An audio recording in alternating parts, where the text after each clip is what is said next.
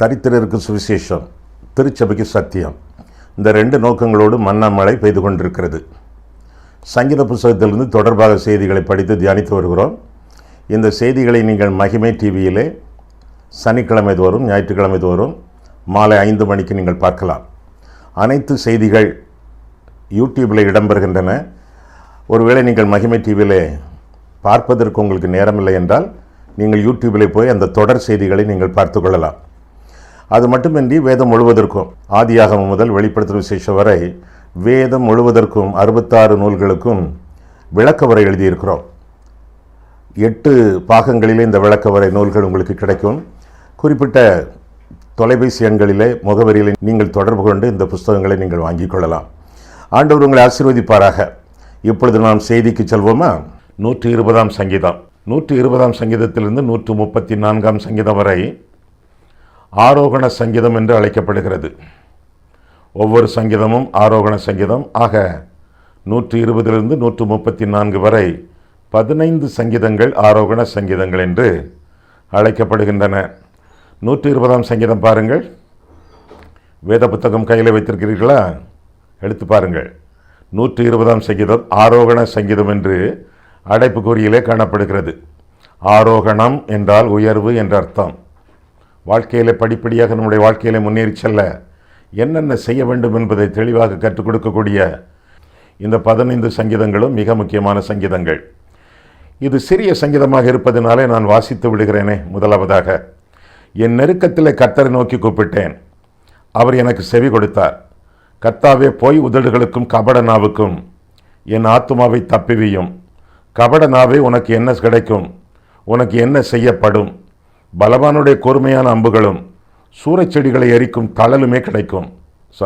ஐயோ, நான் மேசைக்கிலே சஞ்சரித்தது போதும், கேதாரின் கூடாரங்கள் அண்டையிலே குடியிருந்ததும் போதும், சமாதானத்தை பகைக்கிறவர்களிடத்தில் என் ஆத்துமா குடியிருந்ததும் போதும்.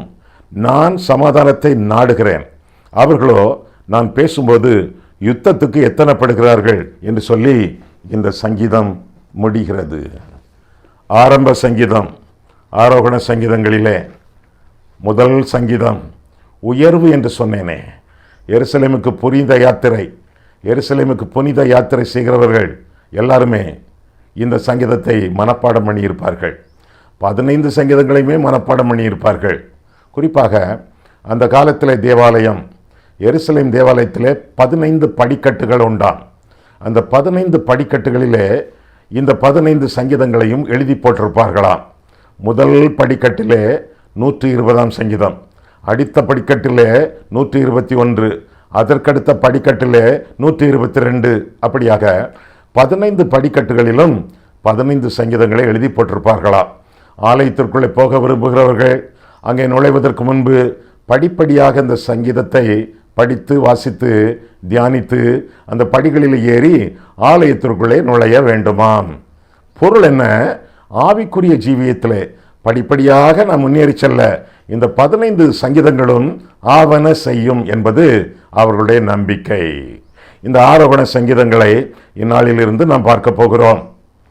இந்த சங்கீதமும் யார் எழுதியது என்று தெரியவில்லை. இதையும் ஒரு அநாதை சங்கீதம் என்று குறிப்பிடுவார்கள். ஆனாலும் வேத வாக்கியங்கள் எல்லாம் ஆவியானவரால் அருளப்பட்டவை என்பதனாலே இது ஆவியானவருடைய சங்கீதம் என்று நாம் சொல்லலாம். விடுதலைக்கான ஒரு ஜபத்தை இந்த சங்கீதத்தில் பார்க்கிறோம். விடுதலைக்கடுத்த வழிபாட்டை குறித்து இந்த சங்கீதத்தில் பார்க்கிறோம். ஐக்கியத்தோடு ஆராதனை செய்ய வேண்டும் என்ற நிபந்தனை இந்த சங்கீதத்தில் பார்க்கிறோம்.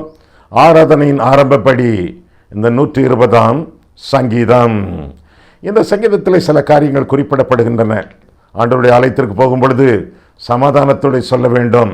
ஐக்கியமில்லை, சௌக்கியமில்லை, சமாதானத்தோடு சென்று ஆண்டவருடைய ஆலயத்திலே ஆராதனை செய்ய வேண்டும் என்பதை வலியுறுத்தக்கூடிய சங்கீதம். முதல் வசனத்திலே நாம் பார்க்கும் பொழுது, முதல் வசனத்திலே என் நெருக்கத்திலே கர்த்தரை நோக்கி கூப்பிட்டேன், அவர் எனக்கு செவி கொடுத்தார் என்று சங்கீதம் ஆரம்பிக்கிறது. நெருக்கடியான சூழ்நிலை, அதைத்தான் இந்த சங்கீதம் முதலாவதாக சொல்லுகிறது. வாழ்க்கையிலே போராட்டம், சரீரத்திலே வியாதிகள், உறவுகளிலே பிளவுகள், பண பிரச்சனைகள், தாறுமாறுகள், அநேகரால் வஞ்சிக்கப்படக்கூடிய ஒரு வாழ்க்கை, பகைவர்களுடைய போராட்டம், சத்துரு போராட்டம், ஏன் பிசாசின் போராட்டம், நெருக்கடியான சூழ்நிலைகள்.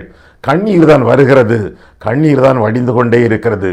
சங்கீதக்காரனுக்கு நெருக்கடியான சூழ்நிலையில் ஆலயத்திற்கு போகும் பொழுதே நெருக்கடியோடு ஆலயத்திற்குள்ளே போகக்கூடாது. அந்த நெருக்கடிக்குரிய காரியங்களை கண்டுபிடித்து அவற்றிற்கு முற்றுப்புள்ளி வைத்துவிட்டு ஆலயத்திற்குள்ளே போக வேண்டும். ஆலயத்திற்குள்ளே போகும்போது ஆலயத்திற்குள்ளே நுழையும் பொழுது சந்தோஷத்தோட ஆண்டவரை ஆராதிக்க வேண்டும், ஆர்ப்பரிக்க வேண்டும். அதற்கு முன்பாக நெருக்கடிகள் எல்லாவற்றையும் மண்டபத்திலேயே கலைந்துவிட வேண்டும் அல்லது ஆலய பிரகாரத்திலேயே கலைந்துவிட வேண்டும் என்பதை குறிப்பிடக்கூடிய சங்கீதம் இந்த 120ஆம் சங்கீதம். நெருக்கடி. உங்களுடைய வாழ்க்கையில் நெருக்கடியான ஏதாவது ஒரு சூழ்நிலையின் ஊடாக இந்நாட்களிலே வாழ்ந்து கொண்டிருக்கிறீர்களா? பணப்பிரச்சனை, மன போராட்டம், பிசாசுகளினாலே தொந்தரவு, குடிகார கணவன், வாயாடி மனைவி, தாறுமாறான பிள்ளைகள், சொந்தக்காரர்களுடைய அவர்களால் வரக்கூடிய சஞ்சலங்கள், வாழ்க்கையிலே போராட்டங்கள், ஒரு நிம்மதியும் இல்லை. நெருக்கடியான சூழ்நிலை, மன நெருக்கம், டென்ஷன், டார்ச்சர், ட்ரபிள், டார்மெண்ட், இப்படியாக போராட்டங்களோடு ஜீவித்துக் கொண்டிருக்கிறீர்களோ? இது உங்களுடைய சங்கீதம். இது கண்ணீர் விட்டு கொண்டிருக்கக்கூடிய உங்களுக்கு கண்ணீரை மாற்றி களிப்பை தரக்கூடிய சங்கீதம் என்று சொல்லி வேதம் இந்த சங்கீதத்தில் நமக்கு கற்றுக் கொடுக்கிறது. ஏசாயா 6ஆம் அதிகாரத்திலே ஆரம்பத்திலேயே நாம் பார்க்கிறோம், உசியா ராஜா மரணம் அடைந்தான். உசியா ராஜாவுக்கு உற்ற நண்பன் ஏசாயா தீர்க்கதரிசி, அரண்மனை தீர்க்கதரிசி. அரசனுக்கு அடுத்தாற் போல இந்த தீர்க்கதரிசிக்கும் ஒரு சிங்காசனம் கொடுக்கப்பட்டிருந்தது. உசியா உயிரோடு இருக்கும் பொழுது அவன் வருங்காலத்தை பற்றி கவலைப்படவில்லை. வருமானம் அவனுக்கு செழிப்பாக இருந்தது. குறிப்பிட்ட ஒரு நாளிலே அவன் ஜீவனை விட்டு விட்டான். உசியா இறந்து போனான். நெருக்கடி. இனி வரக்கூடிய ராஜா எப்படி இருப்பானோ? இந்த அந்தஸ்து, இந்த சொல்வாக்கு, இந்த செல்வாக்கு, இந்த சம்பாத்தியம் எல்லாம் கிடைக்குமோ என்னவோ? எப்படி இருக்க போகிறதோ என்னுடைய எதிர்காலம்? அங்கலாய்ப்பு, நெருக்கடியான சூழ்நிலை. இதற்கு முன்பு அரண்மனையிலே, அரசவையிலே எனக்கு இருந்த மதிப்பு இனி கொடுக்கப்படுமோ இல்லையோ? என்னை சுற்றி இருக்கக்கூடிய மற்றவர்கள் என்னை மதிப்பார்களோ மதிக்க மாட்டார்களோ?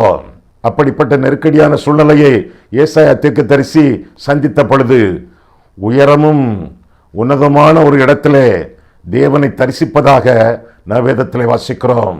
உன்னை வாழ வைப்பது உசியா ராஜா அல்ல, உன்னை வாழ வைப்பது உன்னதத்தின் ராஜா. உன்னை வாழ வைப்பது உலக பிரகாரமான மன்னன் அல்ல, உன்னை வாழ வைப்பது உன்னதத்தின் சக்கரவர்த்தி, ஆண்டவராகிய தெய்வம். என்னை நோக்கி பார், பிழைப்பாய், பிரகாசமடைவாய். உன்னுடைய எல்லா விதமான பிரச்சனைகளும் என்னை பார்க்கும் பொழுது தீரும். இந்த ஆண்டவர் சொல்லக்கூடிய அளவிலே அந்த தரிசனத்தை அவனுக்கு கொடுப்பதாக பார்க்கிறோம். 34ஆம் சங்கீதத்திலே வாசிக்கிறோம், அவர்கள் அவரை நோக்கி பார்த்தார்கள், பிழைத்தார்கள், பிரகாசமடைந்தார்கள் என்று சொல்லி வேதம் கற்றுக் கொடுக்கிறது. நீங்கள் எந்த சூழ்நிலையில் இருந்தாலும் ஆண்டவரை நோக்கி பாருங்கள், பிழைப்பீர்கள், பிரகாசமடைவீர்கள். அவரை நோக்கி பார்க்கிறவர்கள் ஒருபோதும் ஒருபோதும் வெட்கப்பட்டு போவதில்லை. கர்த்தரை நம்புகிறவர்கள் செழிப்பார்கள், அவரை அண்டிக் கொள்கிறவர்கள் பாக்கியவான்கள். அப்பேற்பட்ட பாக்கியம் உங்களுடைய வாழ்க்கையில் நிகழ வேண்டும் என்றால் கர்த்தரை நோக்கி பாருங்கள். நெருக்கடியான சூழ்நிலையிலே அதைத்தான் இந்த சங்கீதத்தில் வாசிக்கிறோம். என்னதெல்லாம் வாசிக்கிறோம்? கர்த்தரை நோக்கி பார்க்க வேண்டும், கர்த்தரை நோக்கி கூப்பிட வேண்டும். கர்த்தர் செவி கொடுத்தார், செவி கொடுப்பார் என்று சொல்லி நம்முடைய வாழ்க்கையிலே அறிந்து கொள்ள வேண்டும். சங்கீதக்காரனுக்கு செவி கொடுத்த தெய்வம் நமக்கு செவி கொடுப்பார். அவரையே நோக்கி பார்ப்போம். ஆட்களை அல்ல, சூழ்நிலை அல்ல, சந்தர்ப்பங்களை அல்ல, கர்த்தரையே நோக்கி பார்ப்போம். பூமி கர்த்தருடைய காருண்யத்தினால் நிறைந்திருக்கிறது. பூமி கர்த்தரை அறியும் அறிவினாலே நிறைந்திருக்கிறது. பூமி கர்த்தருடைய மகிமையினாலே நிறைந்திருக்கிறது. பூமி கர்த்தருடைய பொருட்களினாலே நிறைந்திருக்கிறது என்று சொல்லி வேதம் சொல்லுகிறது. உங்களுக்கு வேண்டிய எல்லாம் கர்த்தருடைய கிருபையினாலே நிறைய பெற்ற பூமி. கேளுங்கள், கொடுக்கப்படும். கேட்கிறவன் எவனும் பெற்றுக்கொள்கிறான். என் நாமத்தினாலே நீங்கள் எதை கேட்டாலும் குமாரனிலே பிதா மகிமைப்படும்படியாக நான் அவைகளை செய்வேன் என்று கர்த்தர் சொன்னார். சொல்லிலே தவறாதவர், வாக்குத்தத்தத்திலே உண்மையுள்ளவர். வானமும் பூமியும் ஒளிந்து போகும், அவருடைய வார்த்தை, அவருடைய எழுத்து, அவருடைய உறுப்பு ஒன்றுமே ஒழியாது. வாயால் சொல்லுவதை கரங்களால் நிறைவேற்றுவார். கர்த்தருடைய வசனம் என்றைக்கும் நிலைக்கும். அந்த வசனம் உங்களுடைய வாழ்க்கையில் இருந்தால், உங்களுடைய இருதயத்தில் இருந்தால், நீங்களும் என்றைக்கும் நிலைப்பீர்கள் என்று வேதத்திலிருந்து நாம் விளங்கிக் கொள்கிறோம்.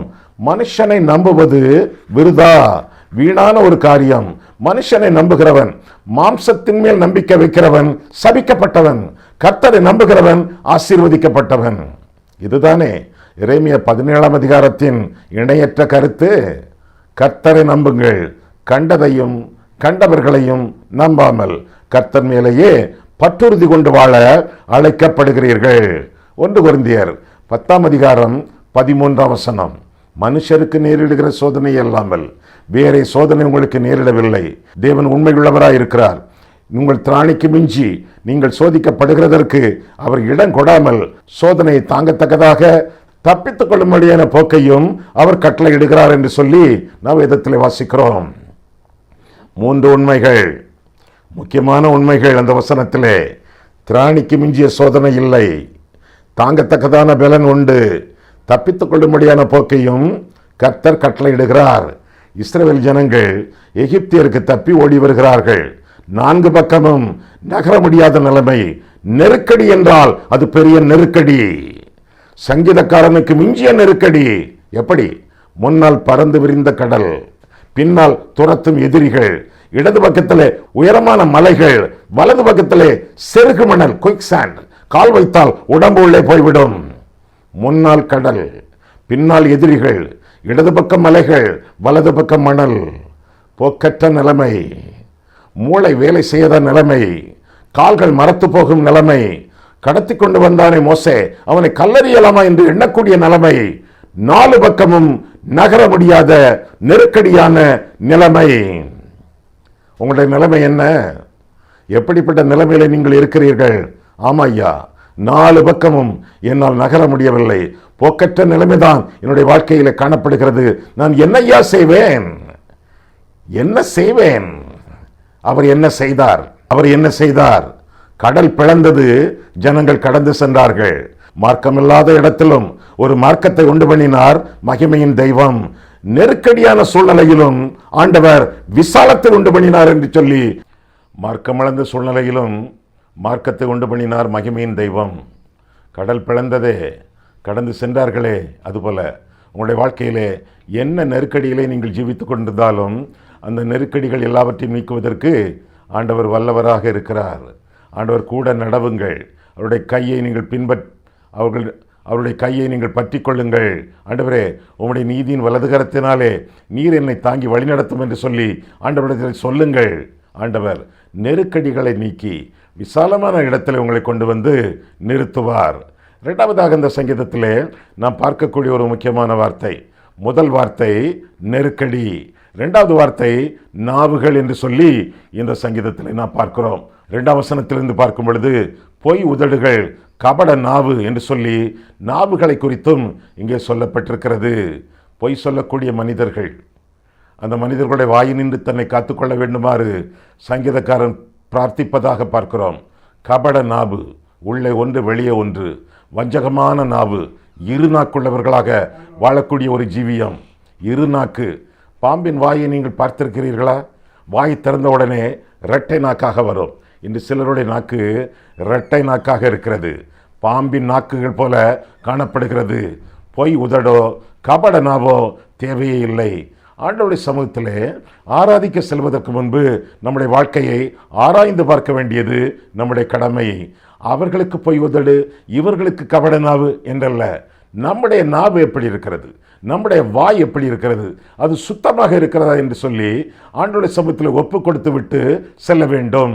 ஏனென்றால் ஆலயத்திற்குள்ளே போவதற்கு முன்பு, ஆராதனையிலே கலந்து கொள்வதற்கு முன்பு நாவையும் வாயையும் சுத்திகரித்து கொள்ள வேண்டும், கட்டுப்பாடு வைக்க வேண்டும். ஏனென்றால் ஆண்டவரை துதித்து பாடப்போகிறோமே, ஆண்டவருடைய வசனங்களை ஆராயப் போகிறோமே, அடுத்தவர்களுக்கு ஆலோசனை சொல்ல போகிறோமே, அடிக்கடி ஆமேன் ஆமேன் என்று சொல்ல போகிறோமே, அல்லேலூயா என்று துதிக்க போகிறோமே.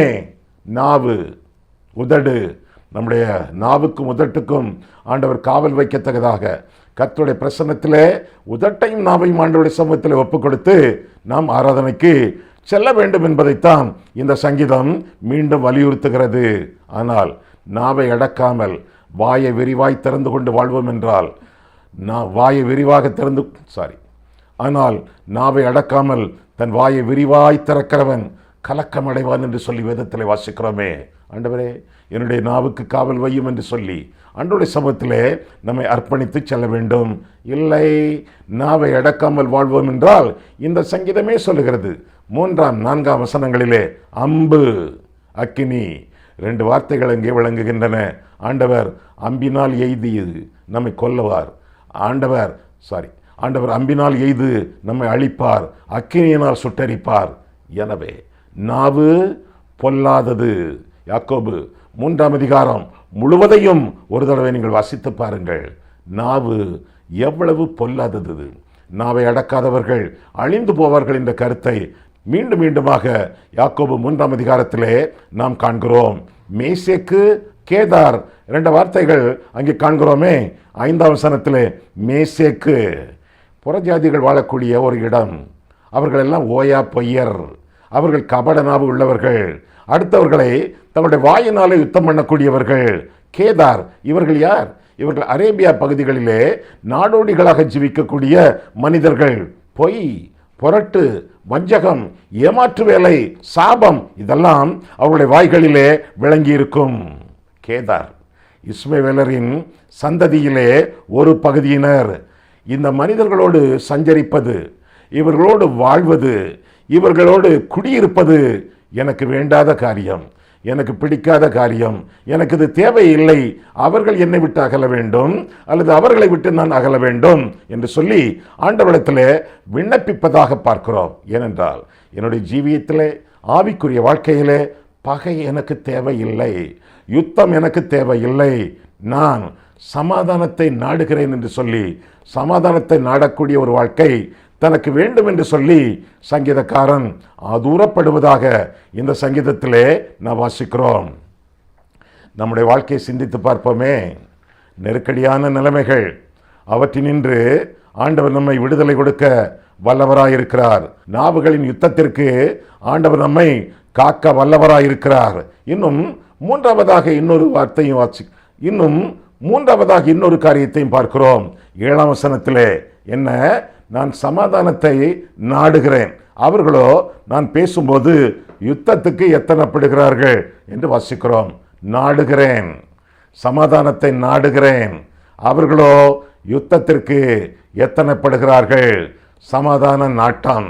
முதலாவதாக நெருக்கடிகள், 2வதாக நாவுகள், 3வதாக நாட்டங்கள். எதற்காக? சமாதானத்திற்காக, ஒப்புரவுக்காக நாடுவதாக இந்த வசனத்திலே நான் வாசிக்கிறோம். வேதத்தில் வாசிக்கிறோம்.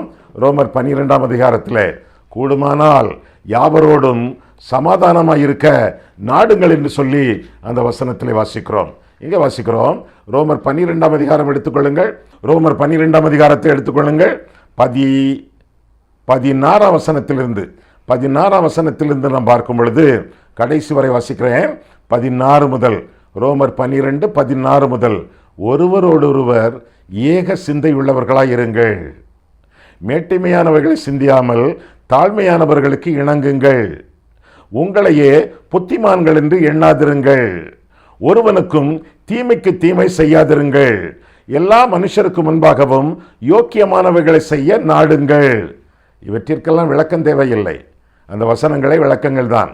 அடுத்த வசனத்தை பாருங்கள். ரொம்ப முக்கியமான வசனம் 18.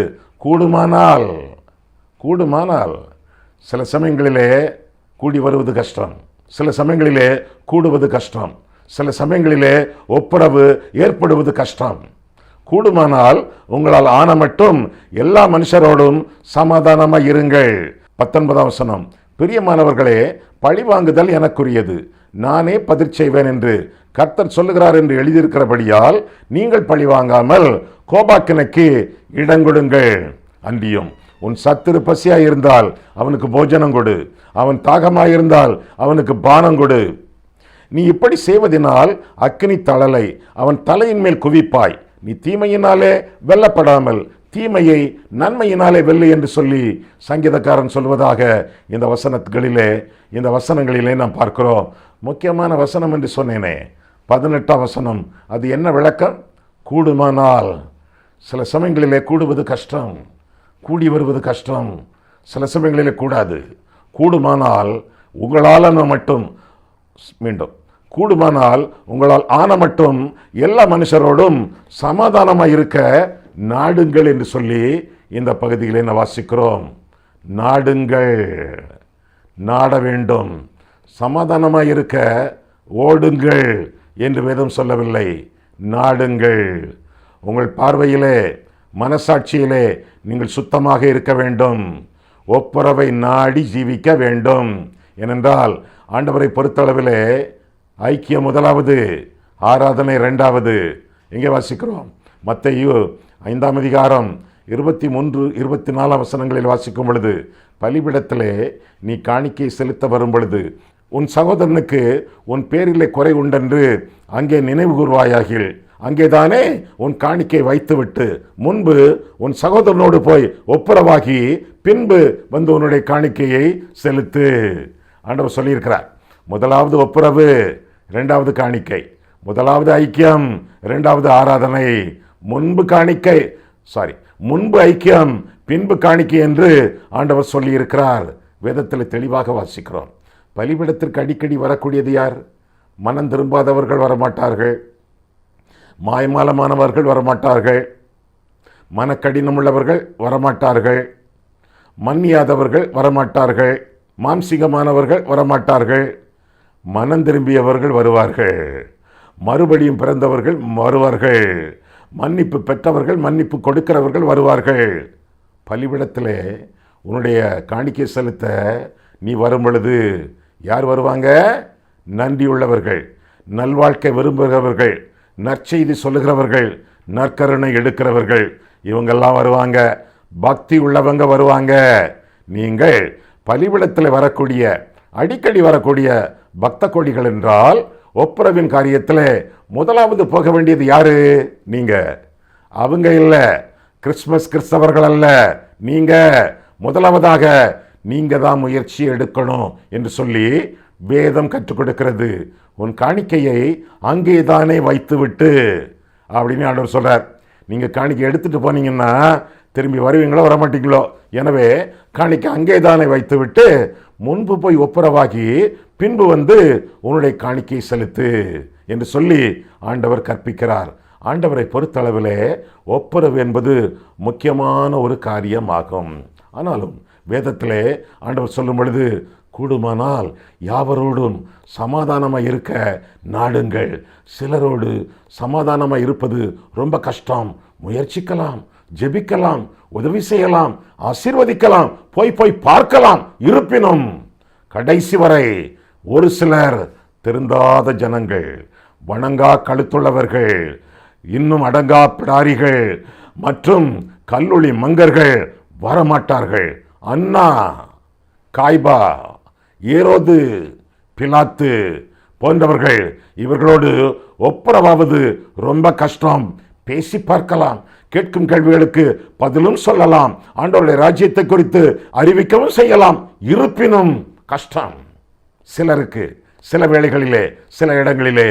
அதனால்தான் கூடுமானால் என்ற வார்த்தை அங்கே சொல்லப்பட்டிருக்கிறது.